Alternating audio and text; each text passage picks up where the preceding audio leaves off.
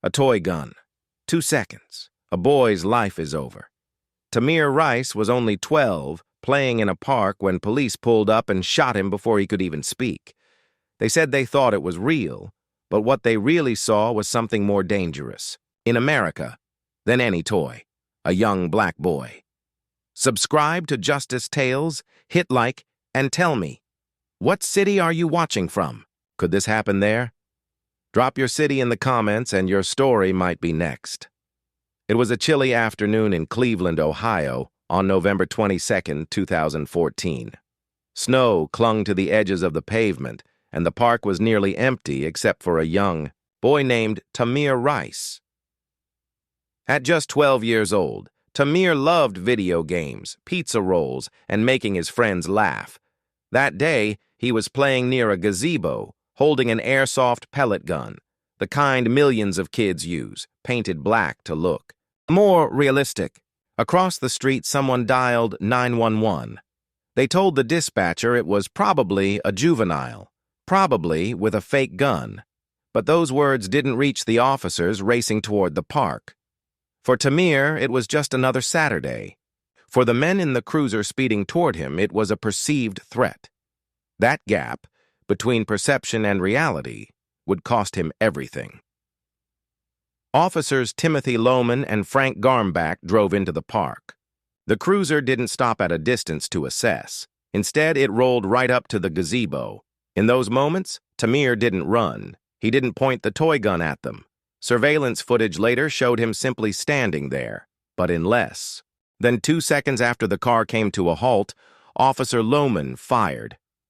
The pellet gun fell from Tamir's hand as he collapsed onto the cold ground. His 14-year-old sister, hearing the gunshot from nearby, ran toward him, only to be tackled by officers, pinned to the ground, and kept from reaching her brother as he lay bleeding. An ambulance didn't arrive for what felt like an eternity.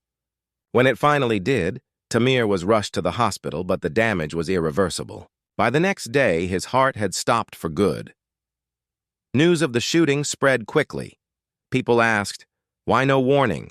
Why no attempt to de-escalate? And why, when the 911 caller had said it was probably a kid with a fake gun, was that critical detail never passed on to the responding officers? In the streets, outrage grew. In living rooms, parents of black children felt a new wave of fear. If a boy could be killed in 2 seconds, what hope was there for their own? The grand jury decision came months later. No charges for the officers. Prosecutors said the shooting was reasonable given the circumstances. Reasonable to kill a child without speaking a word to him. For Tamir's family, it was like losing him twice, once to the bullets and again to the system that refused to call it wrong. His mother, Tamir Rice, stood before cameras, her voice trembling but fierce, demanding the truth. "This is not just about Tamir," she said. "It's about every child who deserves to live, every family who deserves justice."